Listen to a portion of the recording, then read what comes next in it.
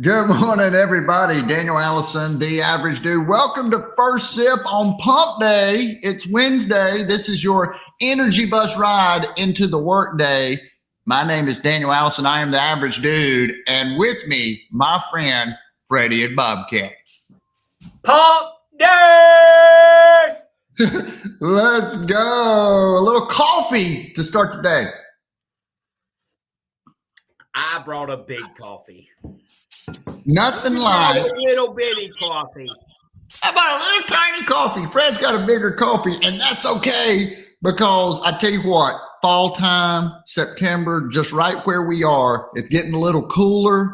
It's football season. The coffee is warm and the air is cool.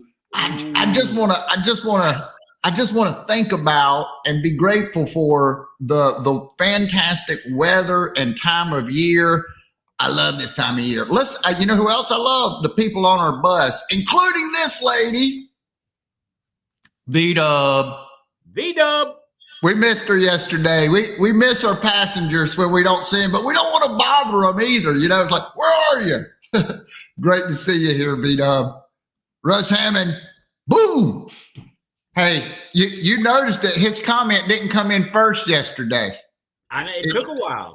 It took a while, and we got a little worried, but everything is okay with the universe. Russ Hammond is here, and things are okay. Continue to be okay with the universe because he's got a ticket to ride. That's Paul Pappy, and Paul Pappy is having a good day. Fred, what are you looking at? Oh, nothing. Oh, nothing? Oh, no. Oh, that's going to make it tough. Well, we're having a little technical difficulty here, but that's okay. How much was the ticket, Paul Pappy?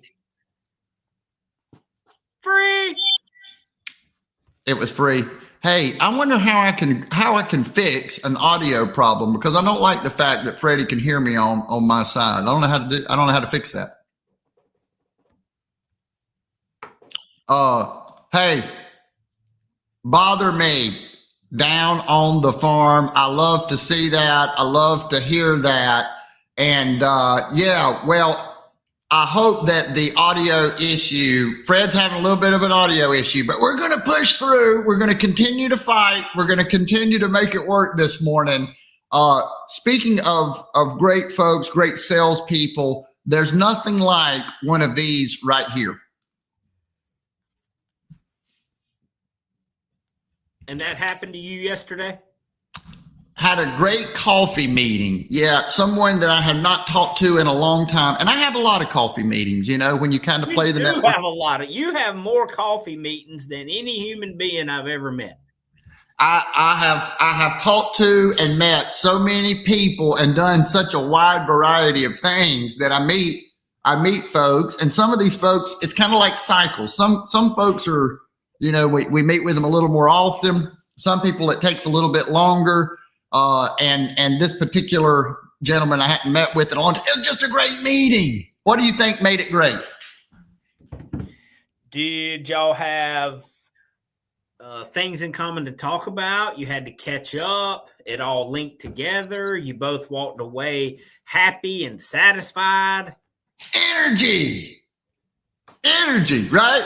It's what all of those things led to a better energy. And so after the meeting, when you walk away from a good coffee meeting, you've got better energy.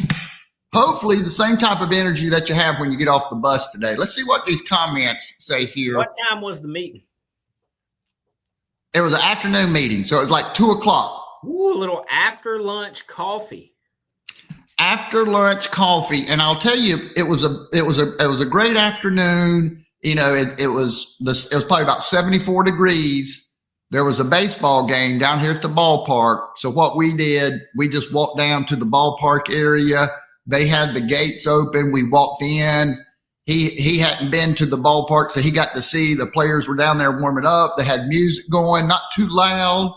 And we sat at one of the stand-up tables and drank our coffee and watched the players warm up. It was just a cool vibe, a cool atmosphere. It sounds like a scene from a movie. And by the way, that issue is resolved. So whatever you did worked. Oh man, hey, life is I know good. you were worried. I know. I was worried because I love having my friend Fred, my co-host, my partner in crime. What is thunder or what is lightning without thunder? You know, I mean, you got to have both. Hey, let's see what these comments are doing. Glad to have Fred here with me, and glad to have Gary here with us as well. What coffee are you guys drinking in the mornings to be this peppy? What are you drinking this morning? I will say it's not Maxwell House. It's not Maxwell House. No, you can't be this peppy on Maxwell House. It's just not Folgers. Hey, look at here. Paul Pappy said he loves getting my morning started with y'all. And Paul, we love for you to be on this bus because this helps me as much as it helps anybody else. So I love doing this, and we appreciate everybody. What you want to talk about this morning? If he really wants to know, it's Black Rifle. Black Rifle. Green bag, Red Cross, whichever one that is. Green bag, Red Cross. Got it. Well, I was kind of giving you a little grief this morning. I said, we were talking a little bit before the show, and I said, you've got a bad attitude. You did send me that this morning. I did. I just decided to tell you that you had a bad attitude. Now, the people must know that we had not spoken to each other when you sent me that. Exactly. It was just a gut feeling that I wanted to say Freddie had a bad attitude. I don't know. But what does it mean when we say somebody's got a bad attitude? What comes to mind for you? And now we talk mindset and attitude. These things are all closely related. But what's the first thing that comes to mind for you when you think bad attitude? Half of the restaurant industry. I thought you might go there, right? Do you ever run into that? I mean, whatever you're doing, if it's that miserable and the fact that it overflows into the people that you're trying to serve. Yeah, I just paid $14 for this and your attitude's terrible. Will you just go home? I'd rather serve myself. And they tell us that the computers aren't going to be human enough, you know? Hey. If I get no feeling from a robot, I'll be better off. Hey, my dad said he went to the drive-thru. I think it was Bojangles, and he said it was a AI from the very beginning. He understood every word. It had a great attitude. It got his order right. It was like, this is amazing. Was it a robot arm that came out and gave him his food? That's the only thing. They're working on that. Well, I sent you the video of the robot coffee machine. Yeah. Tell folks about that. Techno Coffee. I ran into this in Rock Hill. Place your order. It's entirely robotic, and it was fantastic. I'm talking about foam and everything. And then dropped off by a robot arm. Boy, I'm telling you. I mean, we talk about it. The only job that those things are not going to be able to take, they are not going to be able to be a human being. Yeah, they will not be able to do this right here. Let's go! They won't be able to do that. Anytime that happens, I have to drink a cup of coffee. At least not an entire cup. Not an entire cup. Just a sip. Chug. Now we can get this show. This will go to another level. We start chugging coffee. Gary's not seen nothing yet. I mean that gets bad. But we all have this right here, and I wanted to know what you would say. Know your buttons, unless you have something else to say. No, I'm glad you put that up because look at what Gary said. Okay, I'm going to look at Gary's comment. Bad attitude, taking every feedback as a personal attack. Amen. And now, just because it pushes your buttons doesn't mean it's a personal attack. Absolutely.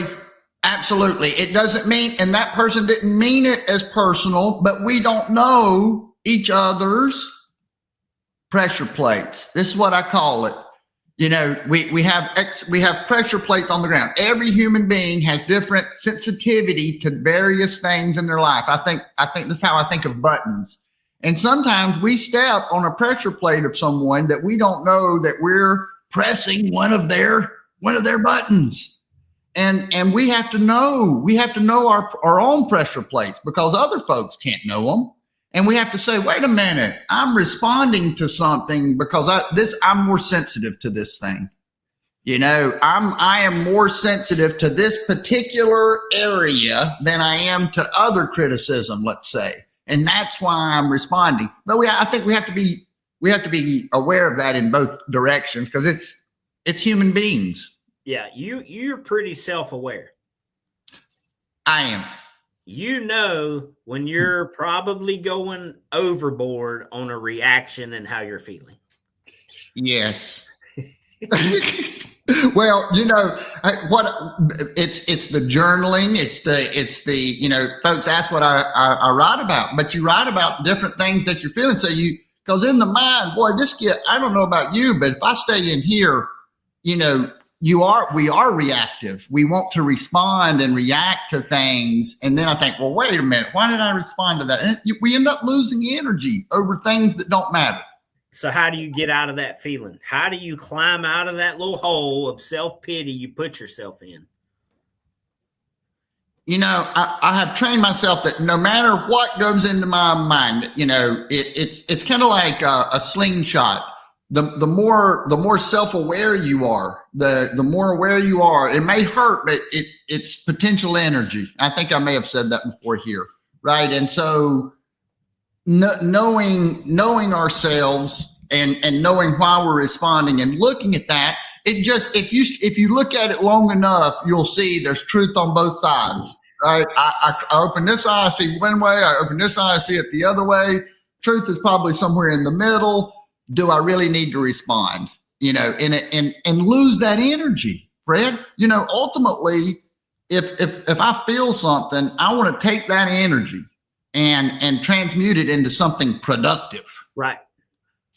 I mean, it's okay we're going to feel things, and I think that's okay to have a little chip on our shoulder. We feel something out at F3. Somebody said you make a comment, and it makes me mad, and I do extra push-ups. Is that a bad thing?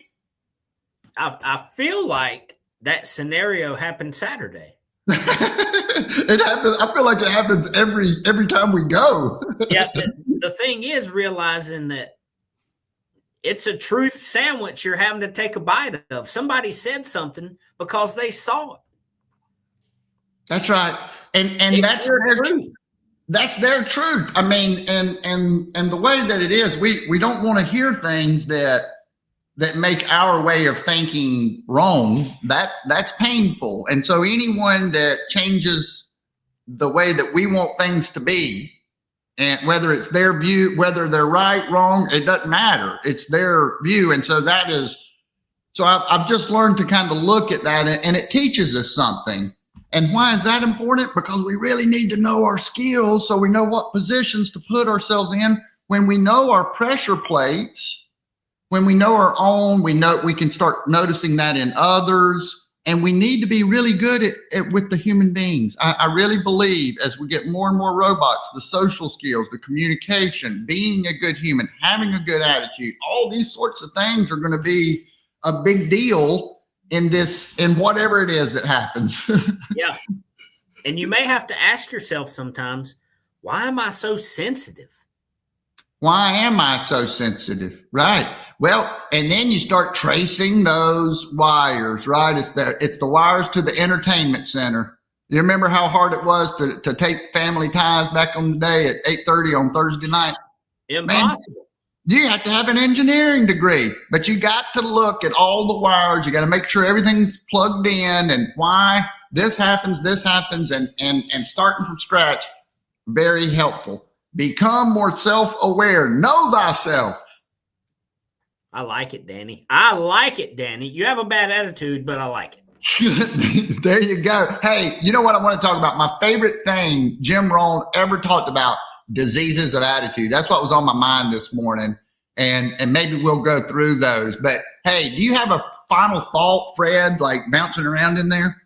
Well, it is pump day.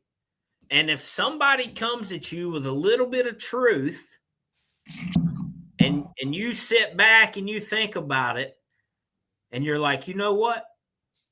They're right. And it makes me so angry that I'm going to go do something so big that they can't miss it.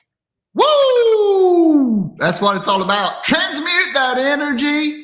And we'll see you tomorrow live, 7:55 on the Energy Bust. See you, Fred. Let's roll. Bye-bye.